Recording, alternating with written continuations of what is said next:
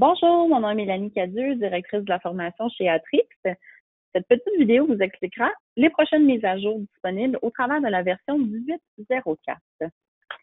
Pour commencer, Atrix aimerait remercier tous nos clients et tous nos partenaires. Grâce à tous vos commentaires et vos demandes, Geotab a effectué des améliorations au travers de l'application Geotab Drive et MyGeotab. Il va être important pour pouvoir accéder à certaines nouvelles fonctions d'aller activer les fonctionnalités. Dans les options d'utilisateur, dans les paramètres IU, vous allez pouvoir aller activer l'aperçu des fonctionnalités. Celle-ci va vous permettre d'avoir accès à de nouvelles fonctions qui sont disponibles en format bêta. Première fonction qu'on va avoir, dans le fond, c'est d'être capable d'envoyer un positionnement ou un message à un chauffeur directement à partir de la carte dans MyGeotab. Pour ce faire, simplement utiliser l'onglet de recherche, inscrire le nom d'une zone, une adresse. Une fois sur la carte, appuyez sur la zone et faire envoyer le véhicule ici. Ça va nous ouvrir la nouvelle plateforme de messages. On peut envoyer l'adresse soit à un dispositif, à un chauffeur ou à un groupe. Le positionnement va apparaître automatiquement. Vous pouvez rajouter une note à votre guise et le message va être envoyé au chauffeur. Dedans la tablette Garmin 790, on a une portion de cartographie.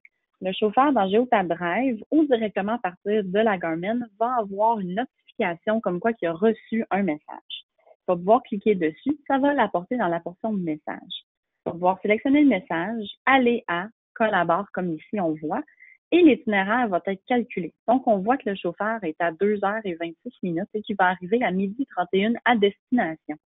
Cette portion-là de la cartographie va prendre en charge les no-trucks, va prendre en charge les dimensions du camion, car le chauffeur va avoir préalablement rentré toutes ces informations-là.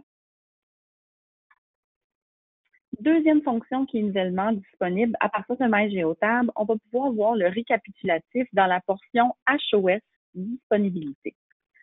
D'autres fonctions se sont ajoutées au travers de ça. Donc, on peut placer en ordre de cycle, on peut placer en ordre de repos, de service ou de journée de travail.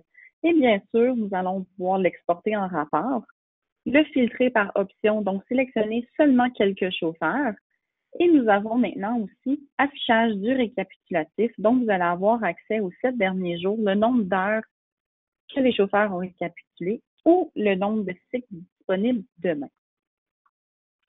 Troisième nouvelle fonctionnalité, Geotab a ajouté certains cycles aux États-Unis, dont celui qui fait l'exemption du 30 minutes selon les réglementations fédérales. Donc, les chauffeurs qui sont du US et qui ont l'exemption, par exemple, pour du oversize, n'ont pas l'obligation de prendre du 30 minutes de pause. Vous allez pouvoir aller dans les paramètres EU, activer les fonctionnalités et bien sûr, dans les paramètres HOS, sélectionner les cycles. Maintenant, le nouveau cycle s'appelle Propriété aux États-Unis, 70 heures, 8 jours sans obligation de repos. Nouveauté aussi, sur le cycle canadien seulement, on peut commencer l'heure de début de la journée. Donc, si vos chauffeurs commencent par exemple à midi, plutôt que minuit, vous allez pouvoir l'ajuster au travers de ça. Quatrième nouvelle fonction, les annotations automatiques au niveau de la ronde de sécurité.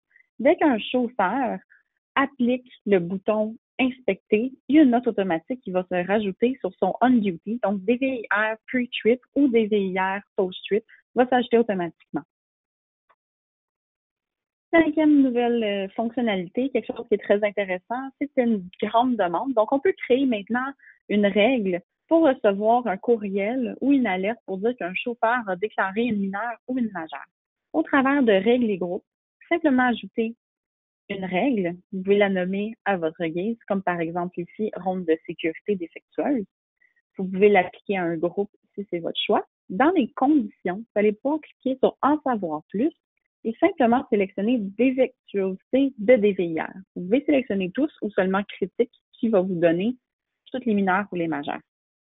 Dans Notification, vous pouvez ajouter votre courriel simplement ici et faire Ajouter. La personne, dès qu'on va avoir une ronde de sécurité qui a été déclarée, on va avoir un avis par courriel. Les avis d'anomalie dans Geotab Drive.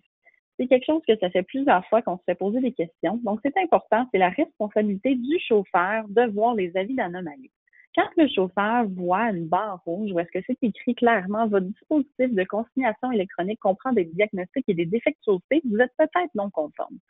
C'est important d'appuyer sur ce message-là pour que le chauffeur puisse voir qu'est-ce qui se passe exactement avec le modem. Cela peut être une perte de connexion Internet, ça peut être un problème de connexion avec le modem et le moteur, ça peut être aussi un problème d'antenne. Donc, c'est important pour le chauffeur de pouvoir aller voir c'est quoi les avis d'anomalie et les résoudre.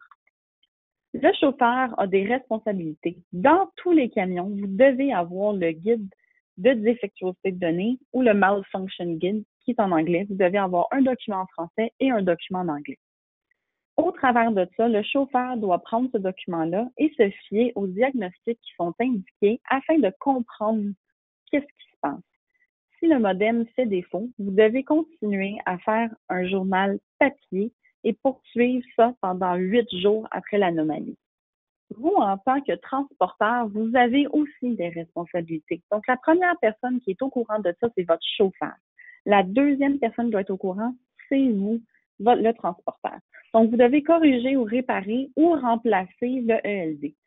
C'est important, si jamais vous avez un problème au niveau de la connexion, la première étape est de débrancher le modem et de rebrancher le modem pour pouvoir faire un test initial.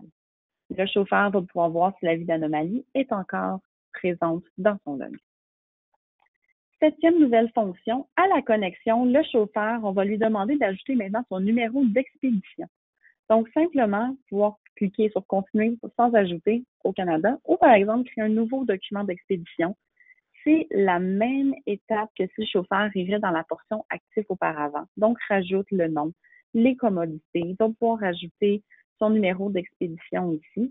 Et il va avoir la possibilité aussi de le supprimer à la fin ou à la déconnexion pour pouvoir enlever la marchandise de la remorque. Huitième nouveau point, l'amélioration au niveau du visuel des heures de service. Donc, ce qu'on voit, il y a une amélioration au niveau de la qualité du français. On voit directement à partir de l'onglet Statut sur quel cycle le chauffeur est actuellement, à quelle heure est le début de sa journée, et on a ajouté des icônes à côté de chacun des cycles qui est indiqué. Il y a plusieurs ajustements qui sont arrivés au cycle aussi 7 jours, cycle 1, au niveau du Canada. La comptabilisation des pauses de off-duty. C'est important de comprendre qu'afin d'être conforme au Canada, une pause doit être minimum d'une durée de 30 minutes consécutives. Donc, si votre chauffeur prend une pause de 13 minutes, par exemple, le 13 minutes de off-duty ne sera pas comptabilisé. Et à l'inverse, si le chauffeur prend une période de repos qui dépasse 30 minutes, elle va être comptabilisée vers le 2 heures de off-duty selon les heures du service canadien. De plus, les heures sont comptabilisées sur les derniers 24 heures. Donc, ce qu'on peut voir ici dans l'onglet Statut, on voit le cycle, le début de la journée, tel que mentionné, les nouvelles icônes. Si on descend un petit peu plus bas, on voit aussi le cycle restant et combien de temps de off-duty que le chauffeur doit prendre. On voit les améliorations, donc au niveau du graphique. On va pouvoir voir ici, donc, au niveau du 13 minutes, le 16 décembre, le chauffeur a pris une période de pause de 13 minutes. Cette pause ne sera pas comptabilisée car elle n'est pas une pause minimum de 30 minutes. On retourne au niveau du statut. Un petit peu plus bas, on va pouvoir voir le récapitulatif aussi. Donc, le chauffeur, autant que vous avez accès à voir le nombre d'heures restant, le chauffeur aussi va pouvoir voir le nombre d'heures qu'il va avoir un recap demain et au travers des 7 derniers jours. Nouveauté, les exemptions sont à partir de là et le chauffeur peut faire le retard de repos simplement en appuyant sur cliquer aujourd'hui. Si le chauffeur vient pour faire une manipulation, par exemple, du off et se met en on-duty, le chauffeur va avoir un avis qui lui dit c'est un break interruption. Donc, si le chauffeur passe de off à on, ça se peut qu'il tombe en violation. Donc, le chauffeur va devoir confirmer si oui ou non il veut continuer avec le nouveau statut. Durant la conduite, donc auparavant, on avait seulement le nombre d'heures de conduite restant. Donc maintenant, on a une nouvelle amélioration durant l'écran verrouillé. Vous allez pouvoir voir le nombre d'heures de conduite restant, le nombre sur le cycle, le nombre avant qu'il doit prendre une pause et le temps de journée restant. Ça va pouvoir créer une amélioration au niveau de la planification des prochaines pauses du chauffeur. L'avertissement de perte de connexion maintenant va être avisé. Si jamais vous n'avez pas de connexion pendant plus de 15 minutes, le chauffeur va recevoir un avis pour lui dire qu'il doit faire ses logs manuels. Par exemple, vous êtes dans le Maine où est-ce qu'il n'y a pas de réseau, le chauffeur doit pouvoir appuyer manuellement sur chacun de ses statuts. Et bien sûr, quand il va revenir dans une zone de connexion, Géotable va lui dire ses revenus et tous les logs vont apparaître automatiquement tel qu'auparavant. Nouveauté, mode d'inspection aux États-Unis. Donc, plutôt que d'être dans les heures de service dans l'option, vous aviez le mode d'inspection. Donc, maintenant, ce que ça permet, c'est de mettre le tableau de bord en mode sécurisé. Donc, le chauffeur va pouvoir remettre sa Garmin à l'agent ou simplement entrer le code comme il faisait auparavant en cas d'inspection, va pouvoir appuyer sur transférer et les logs vont être transférés directement à l'agent. Vous pouvez l'envoyer soit par courriel ou par web service. Tout fonctionne bien. Vous avez aussi le Compliance Print, donc ce qui va vous donner accès à présenter les heures de service sans connexion Internet. Au niveau de la ronde de sécurité, le bouton maintenant pour les États-Unis seulement est encore disponible sur le tableau de bord dans la portion inspection. Plutôt que d'être dans les heures de service, on va aller à droite sur DVIR. Faites attention, ceci seulement pour les heures de pour les rondes de sécurité aux États-Unis. Vous allez pouvoir voir Review, donc on veut revoir les rondes de sécurité qui se sont passées. Vous allez pouvoir voir s'il y avait des défectuosités qui avaient été déclarées, la liste qui a été utilisée. Donc, la liste 1 va être maintenant disponible directement à partir de là. Et vous allez pouvoir voir les réparations qui ont été faites et les remarques que le chauffeur ou la compagnie a pu marquer pour preuve de réparation. On va avoir la même chose disponible pour les remorques. Donc, la dernière remorque, la dernière inspection et les notes, exemple, si le chauffeur a ajouté manuellement le nombre de kilomètres sur le hub meter. Quand on vient pour sortir, donc si on fait back, ça va nous donner une confirmation que vous êtes en train de sortir du mode inspection. Ça va demander à l'agent de retourner la tablette au chauffeur. Nouvelle fonctionnalité directement disponible à partir du tableau de bord. En fait, le mode nuit, simplement appuyer sur la petite flèche, la petite lune, excusez-moi, et le fond d'écran va devenir gris foncé plutôt que blanc. Cette fonctionnalité-là était disponible auparavant dans la portion paramètres, maintenant disponible directement sur le tableau de bord. Merci beaucoup pour votre temps. Je vous souhaite une excellente journée.